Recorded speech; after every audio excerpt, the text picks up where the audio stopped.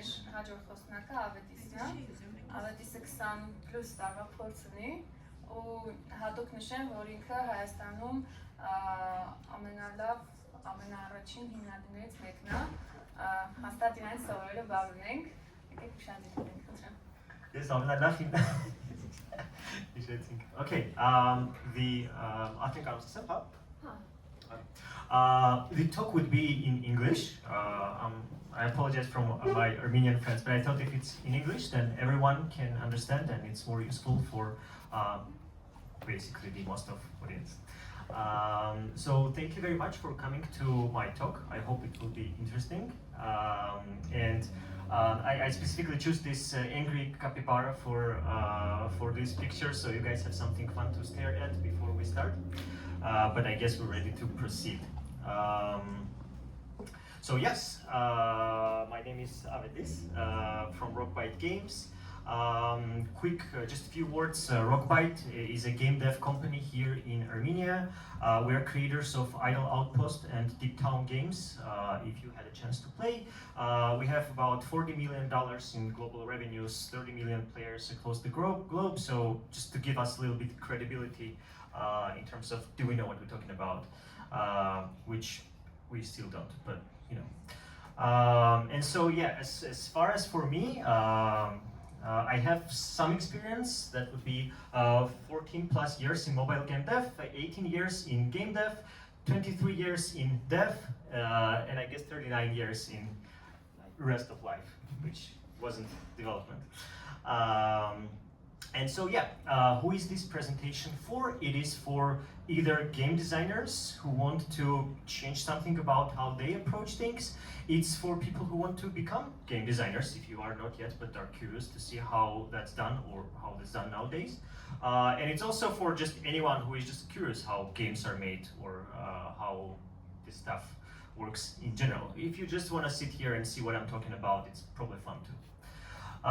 So what is game design? I have to say that I am myself not a game designer. I am a CEO of a company, but as a CEO of a company, I get to choose different hats, wear different hats, try different things. So sometimes I'm a software engineer, and sometimes I choose to be game designer because I have to. And so I started doing this not that long time ago. So I'm just a junior game designer for now. But because I'm doing presentation, you can, I guess, say that my career as a game designer is going slightly upwards. So yeah, what is game design? Game design is many things, and you would be surprised, it's actually one of the things that really needs clarification, because when you try to hire people for a game design position, you would notice a lot that different people have different opinions on what game design actually is, because it is a quite wide area. Of course, game design is economy, mathematics, balance, that kind of advanced stuff. But it's also narrative design, right? It's also storytelling, being able to tell something fun. It's about emotions and feels. It's also about gameplay mechanics, because when you know, most of gameplay mechanics have been already discovered or figured out, right? A lot of mechanics exist. It's how you play your game, it's the controls, it's you jump or you run, it's the first person, third person, that's the mechanics, right? There are mechanics for strategy games, mechanics for shooters, but still, even today, new gameplay mechanics are discovered.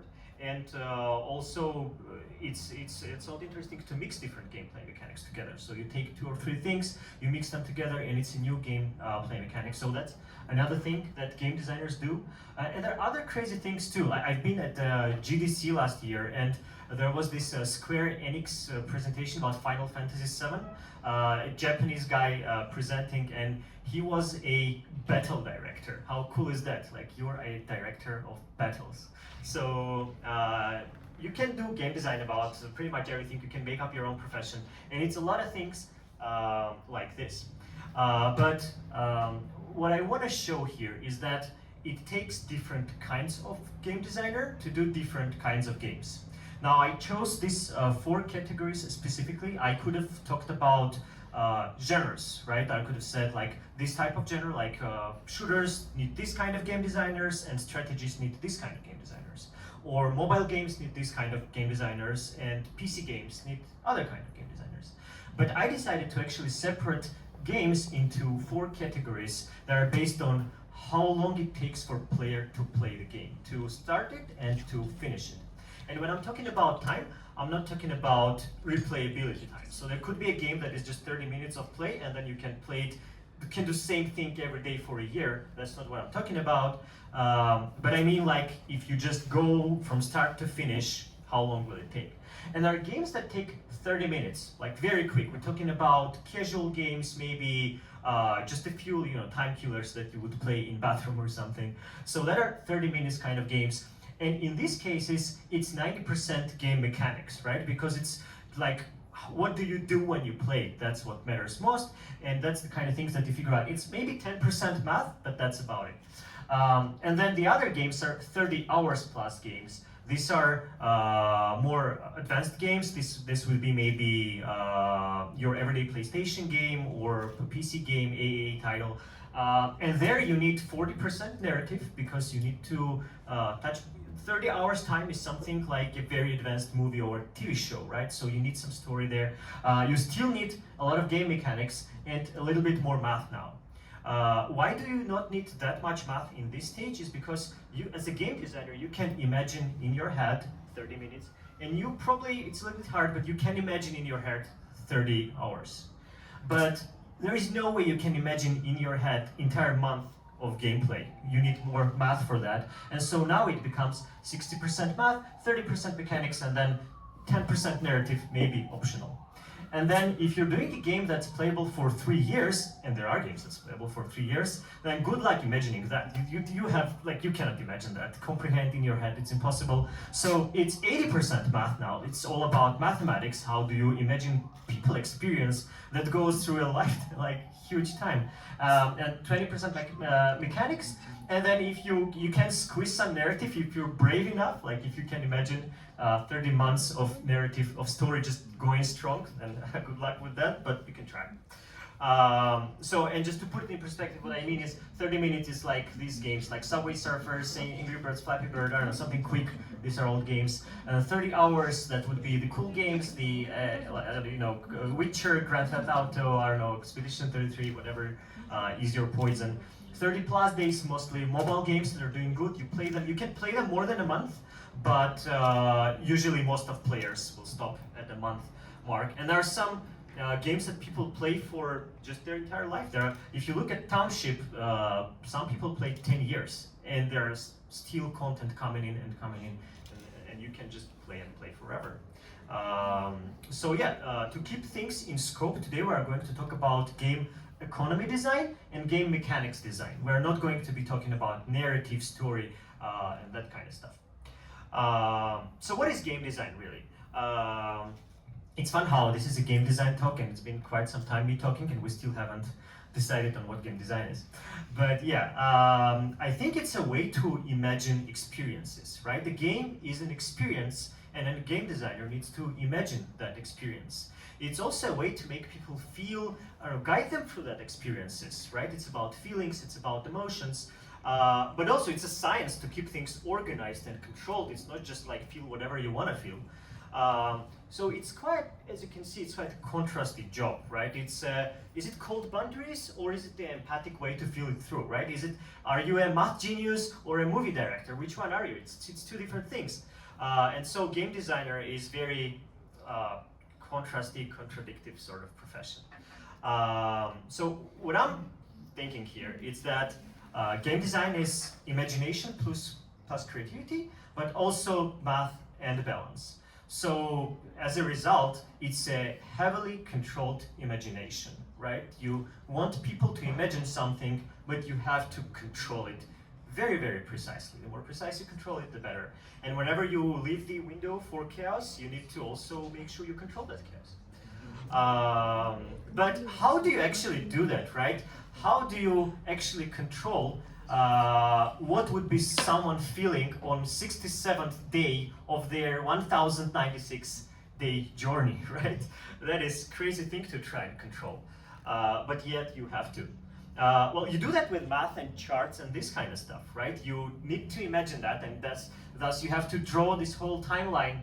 Like this is a 1 year of timeline, and then you draw different currencies and different experiences. Maybe you have a chart for how sad someone is, or maybe you have a chart of how excited the gameplay is, how difficult it is, or how much of this particular currency they're getting on that day, right? So to visualize that, you need to use charts and mathematics. You can't just do it and hope it happens.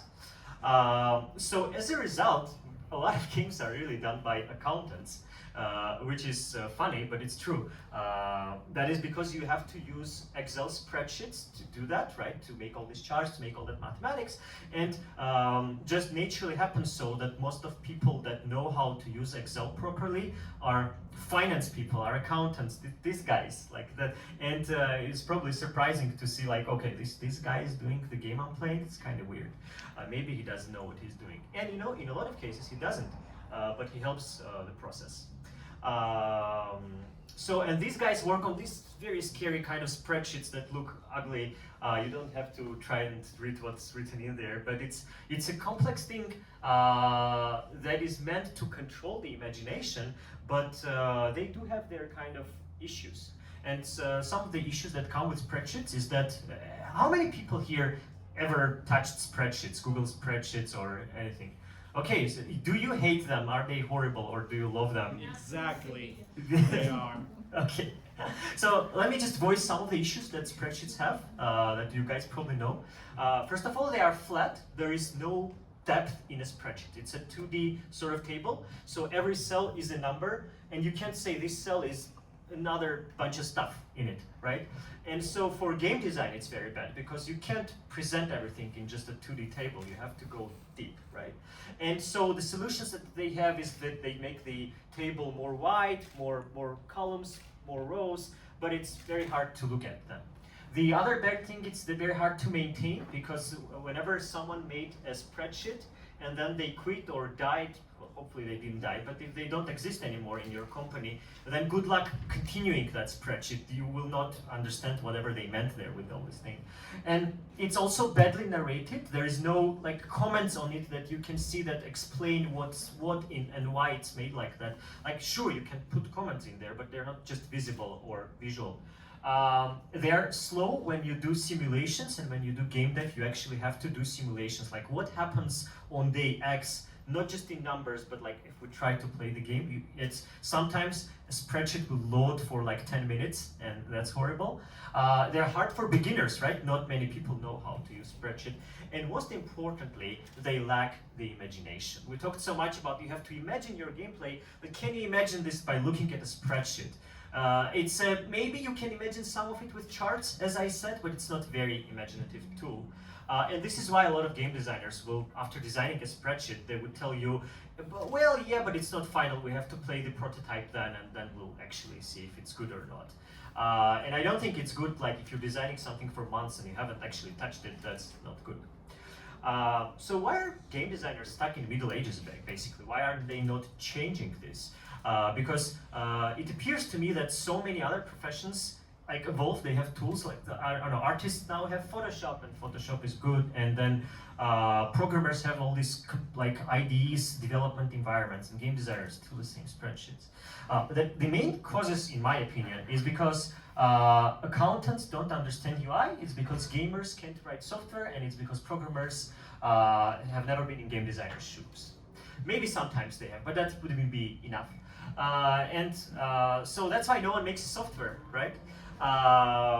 That's sad, but hopefully nowadays that problem is about to be solved. And the reason it's about to be solved because AI. So yeah, I was thinking to do an Arnold Schwarzenegger voice for this slide, but I tried a few times and it didn't work out well. But yeah, so AI can make things for us that we couldn't make before, because that would require a huge team to make something. And now we can actually use AI to do stuff for us. So if we're lacking tools for game designers, it's a good time to actually make the new tools. And so at Rockbite, we've been using LLMs quite a lot in order to achieve our goals.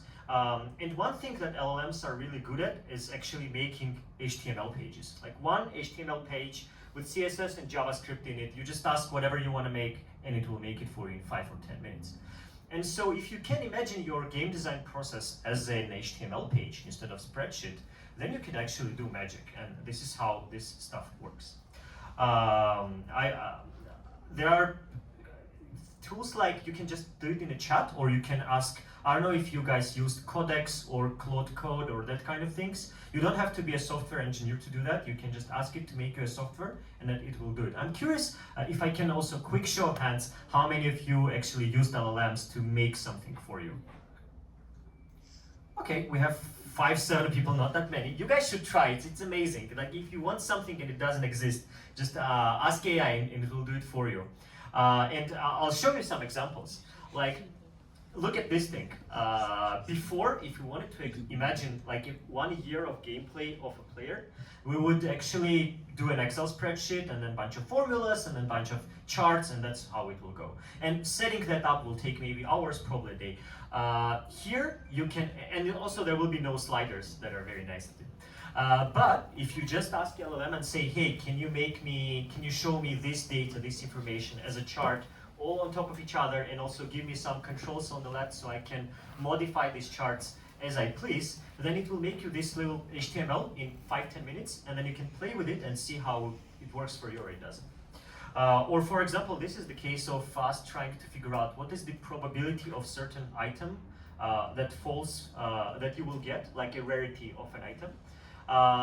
And it's hard to figure out which one is more fun or less fun. You can also do a spreadsheet for that, but this looks like a very specialized kind of plot that it's very complex to get in spreadsheets.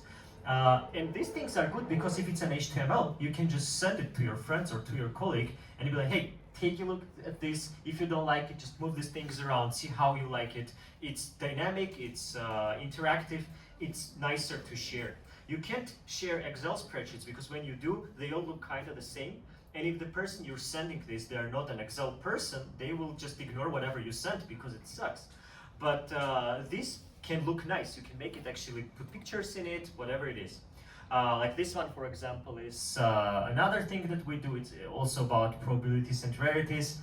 But besides that, one thing you can do in Excel is actually quickly make a prototype to see how something is playable. Now, what if you have, we had this case where we had five little pets going on a pet run fighting 10 bosses in a row. And so bosses need to have some amount of lives, they need to have some amount of attacks, your pets need to have some amount of lives. You need to make sure it's kind of quick, it's fun, and you're almost losing at the last moment, but you're kind of winning, right? And of course you can do this mathematically, but you would never imagine how it actually happens. But all you have to do is ask LLM, hey, can you make me a quick prototype of this game, and these are the rules, but I want to see the animations in the middle, I want to see a detailed log on the right of what's happening with exact numbers if I don't like it, and I want to have controls on the left to change the speed or change the HP and that. And then it takes 20 minutes for LLM to make you this whole thing. You just run it. If you tried something like that and never works first try, just try Google's Gemini DeepThink 2.5 Pro, which is the expensive one, but it will build you this thing immediately. It will just work. And you know, with this thing, like when we just built it, it wasn't like the pets were losing at first 3 bosses, and then you just move thing around and you're like, okay, this looks good. And then you have a prototype. You don't have to wait for your team to complete that. Or like this thing, we wanted to make pets that you can drop in a Tinder-like mechanic. It's like the pets are dropped in the cards, and then you have to swipe left or swipe right on them. If it's a combination that you like, you take it, but you can only take 4 out of 10, so it's a tough choice, you know. So how do you see if it's fun or not fun? Well, you ask it LLM to make an HTML page like that, and then you try it. Like you can actually A, play it, and B, you will see all the steps to calculate the cards, what goes inside each card. And then whenever it's turn for engineer to implement that thing, you just share that HTML to them. You're like, hey, play around with that, look around, check how the algorithm and the numbers work, and you have your task description. I don't have to write you a document explaining how to do it. This one HTML page is enough to understand what I want you to do. Make me this thing. And so you can't do that with Excel, right? Or this thing, like how do you imagine multiple years of gameplay. Okay, make me a prototype of a game that rules are this, and then play it, simulate it for a few years, and then show me how everything changes. And at the top, like, you will see the log of what is dropped for a player. Are they happy? Are they not happy? What's going on there? And so we can make these kind of things. So to make these things, there are a bunch of different LLMs that we choose from. This is a photo from our office where we try to keep a leaderboard of which LLM is good and which LLM is bad. This isn't the last one, but I'll show. Next slide is the correct one. This is just a little outdated picture. But at some point, Gemini 2.4 Pro DeepThink was the best, and then it was Claude, then GPT-5, and then Grok again. And so if we have better results, we just vote and change them. Right now, as of today, that would be GPT-5 Codex is the smartest model that will get you these things done. But if you're tight on time, if you want it faster, go with Claude Sonnet 4.5, and it's almost as smart, but like 5 times faster. And then Gemini 2.5 Pro DeepThink is still very good. You can't talk with it. It will just do one task, but it will do it very, very good, and it will take like maybe half an hour time to do it. So you can try that as well. If you think what would be cheaper, I'd say Claude Sonnet 4.5 would be cheaper. And this, whatever I'm saying right now, this will probably change in 2 days. This changes every day, so you need to keep an eye for that. There are YouTube channels, there are a bunch of blogs that keep you up to date. So what kind of rules we use when we try to design things that way? We start by answering the question of which day do we want the player to achieve what? Maybe, like, instead of doing formulas immediately, we're just asking ourselves, like, if this is the gameplay, right, this amount of days, what day I want them to reach this level? What day I want them to be set? What day I want them to be challenged? And so you make your marks on that, and then you make a timeline, and then you just draw the chart as you want it to be. You don't put numbers in it. And then when you do have the chart that looks how you want it to be, you then start mathematically calculating the other things that are not in that chart that will make it be true. And then if you're not experienced in that, again, ask LLM, be like, hey, I want my player to be on this level on this day. This is the experience they get. This is some other things. These are the enemies they kill. How do I make it happen? And it's usually easy to do with LLM. So we design everything by day because this is the only way you feel what they feel. We also design interactive sandboxes like you saw, so something you can both see as a chart but also play around, touch, push buttons, right? We use Claude or other LLMs to do CSS and HTML, JavaScript for us. We use Codex for more complex stuff, and you use Gemini DeepThink Pro for like super complicated, something that requires academic level of thinking that you cannot do, but Gemini can. But this approach also has problems. Same problem that spreadsheets still have, is that if you make these little HTML pages, right, that do things, now they are hard to maintain. If you have too many of them, they are not connected, you may be losing them as well. If you have like 100, where is my HTML page that was doing this? I can't find it, right? And so we built a tool for that as well. It was actually funny. Vartan, our game design guy, he was like, this is becoming too hard to control. I cannot find what HTML is there. We need a warehouse, is what he said. And then he went on vacation, and then they took him for the military training for a month. So I was just sitting there being like, what does he mean by warehouse? Like, what does he want me to build actually? He's gone now, I can't ask follow-up questions. So I was just thinking from that, like, we need a warehouse of what? Like, of things that we have in game, where they go. And so I thought, okay, what do we have in games, in game, right? We have different items that player gets, like maybe like equipment, backpack items, that kind of things. But we also have other things like levels, stats, other information, things, very abstract things in game. And so I called them concepts. I thought, okay, we need a warehouse of concepts, of stuff that happens in game. And what we need to answer the question is like, what kind of concepts we have and where these concepts come from every day, right? On each day where this stuff happens from.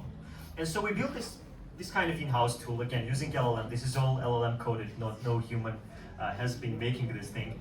And so this is a list of concepts, right? We have, so these are, for example, books that IdlePost has in them.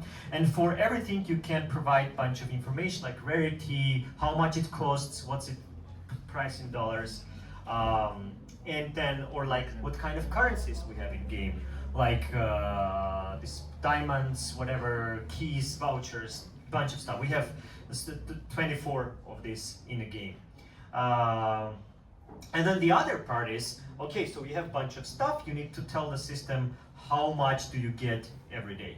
And to tell how much you get every day, you can use formulas, you can use a little bit of code maybe. And so all you want to do is to get this chart, right, that shows every day I get 10 gems, then 20 gems, then 30 gems, something like that.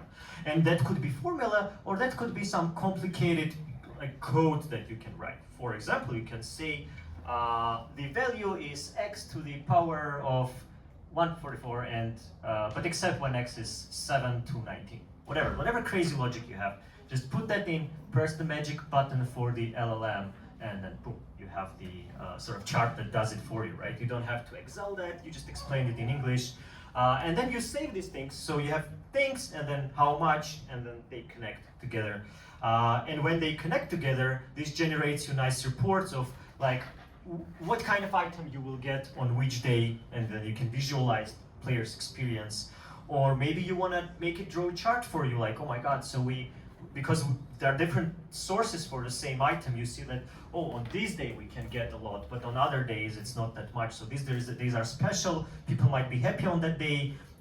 How do I monetize maybe that, or what do I do with that information? So you can generate all sorts of reports. And then you can also do this node editor thing if you have more complicated logic, connect a bunch of nodes together, make it simulate the game.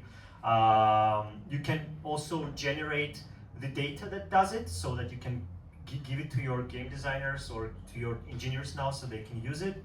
And you can also make it look like a spreadsheet if you really wanna. And this is actually a good type of spreadsheet, because you remember I told you that spreadsheets don't have depth, you cannot go inside a cell. Well, in this one you can, right? You go in, and then in, and then in, and then you edit the value that you want to edit, and it's all collaborative kind of thing. So yeah, actually, I don't know how much time do we have still. I think I finished too fast. Oops. But anyway, this was basically how we do things. And we're gonna go to questions in a moment, but the idea here is that instead of doing it the old way, you can definitely use LLMs to do it in a much more interactive, easy to visualize way, and that gives you power to actually focus on things that matter, right? Making something cool and fun instead of just mathematics of it all. So yeah, thank you, and I guess we'll proceed.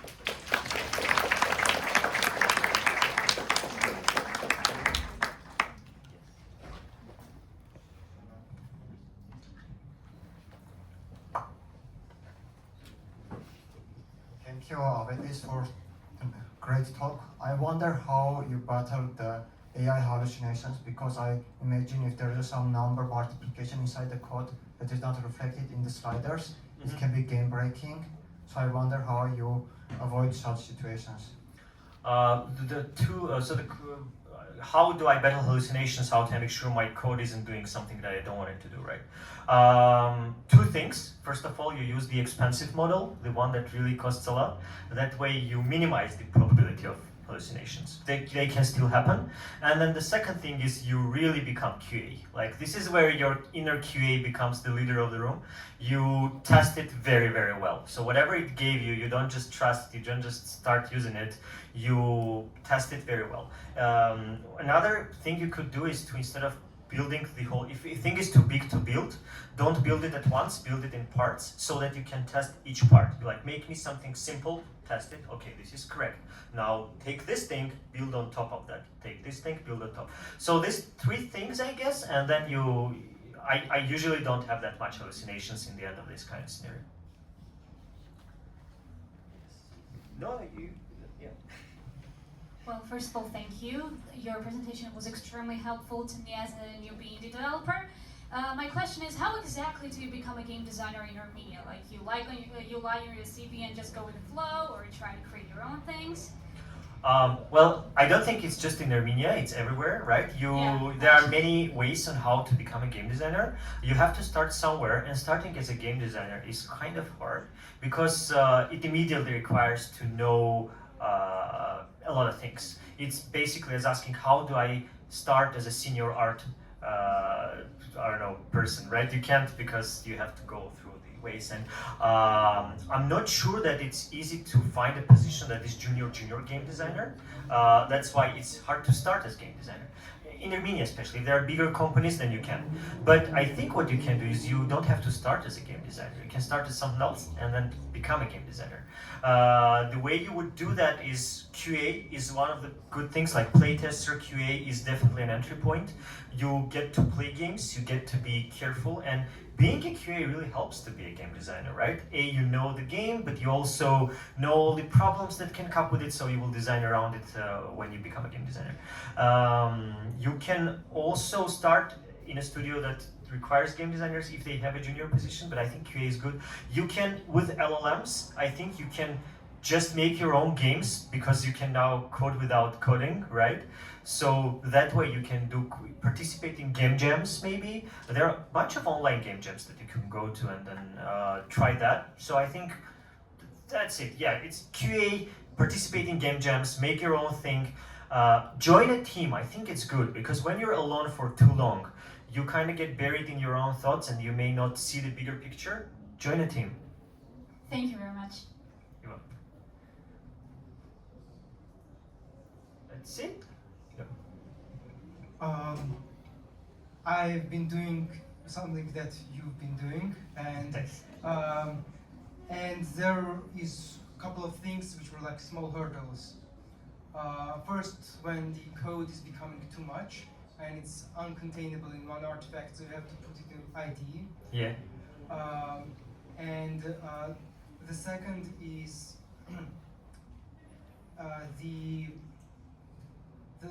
some kind of lack of responsiveness from the graphs you get. Responsibilities? Responsiveness. Responsiveness. Okay. So somehow it doesn't feel right. It's quite hard to describe. It's not. The graph is. You don't imagine what graph means. You mean you can't exactly imagine what it means? Something like that. Okay. So the first part about the size of code base, just a clarification. Do you mean for a prototype or for this kind of stuff? For this kind of stuff, it's like 200,000 tokens. Yes, but this is not big, right? You said it's becoming big and unmaintainable, but you're making small one-pager HTML pages, and you don't plan to continue on that, right? So if it's a one quick thing, like make me this simulator, this, then there is no need to maintain it because it's a one shot. If you do want to maintain it, as in build on top of that, like can you change this, can you change that?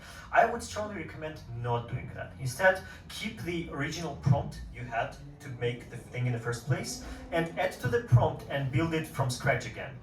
So now tell it, okay, this, but also this and that. Because yes, huge HTML file, you can't maintain it and you can't build on top of that. Try from scratch. So that's first question. As for the responsiveness of charts, it's true sometimes you look at it and it doesn't quite tell you the story, but this is why it's cool to build this, you know how you saw the pets example, right? They're fighting, they're doing some stuff. As long if it's animated, if it's something that's not just a chart or like a chart complemented with some visual example, then it will work. The only way you can make LLM to do it if you first imagine it yourself, right? You need to make the prompt right for it to make like garbage in, garbage out, right? So for that to happen, you need to like really think that for what you want to ask. It's like a genie, you know, you get 3 wishes. If you get your wishes wrong, then genie will end up killing you or something, you know, all these bad kind of examples. So AI is like a genie. You have very limited amount, ask it well. If you not start over, ask it again, because you can reset the genie. This genie doesn't remember stuff from all the things you asked. Thank you, I've just figured out how to solve a lot of problems. Well, you're welcome. Any more questions? Oh, we look done.